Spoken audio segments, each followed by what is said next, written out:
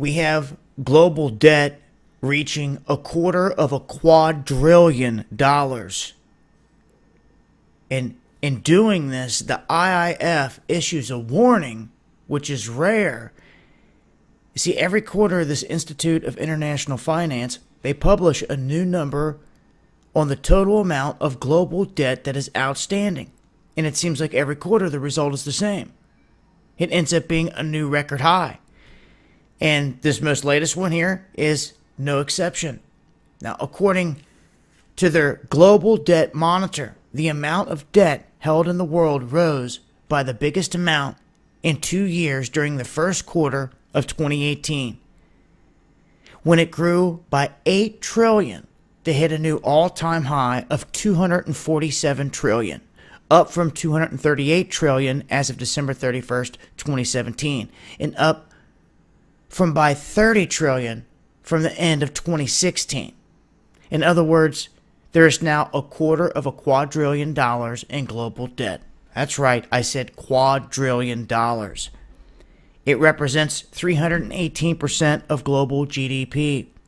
More concerning is that this was the first time since Q3 2016 that the global debt to GDP increased, suggesting that the marginal utility of debt is once again below 1. And this is how the debt is broken down as of Q1 2018 and compared to Q1 of 2013. The non-financial corporate debt is $74 trillion, up from $58 trillion.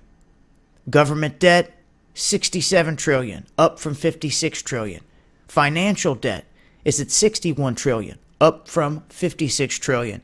And household debt is at $47 trillion, up from $40 trillion. The non-government debt to GDP ratio has surged to 101% in the United States. Non-financial corporate debt is now at record highs in Canada, France, and Switzerland.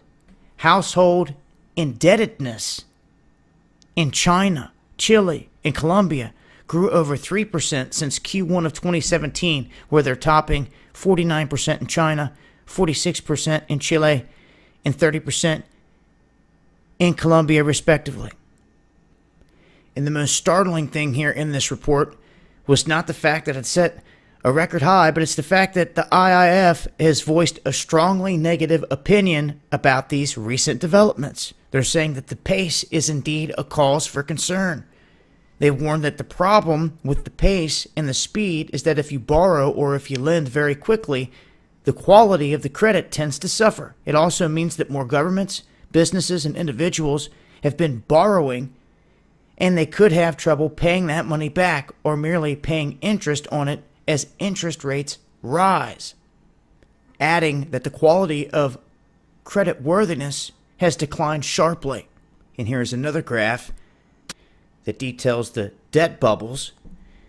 But the IIF has not stopped here. They caution that with the global growth losing steam and becoming increasingly divergent, and with the U.S. rates rising, as I just stated, they worry that the credit risk is about to start creeping back to the forefront.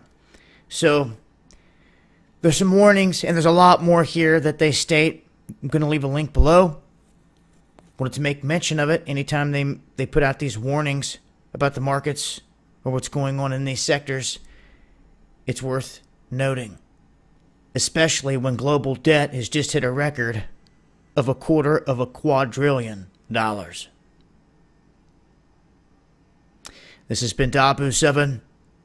Make sure to follow me on Twitter for the latest updates.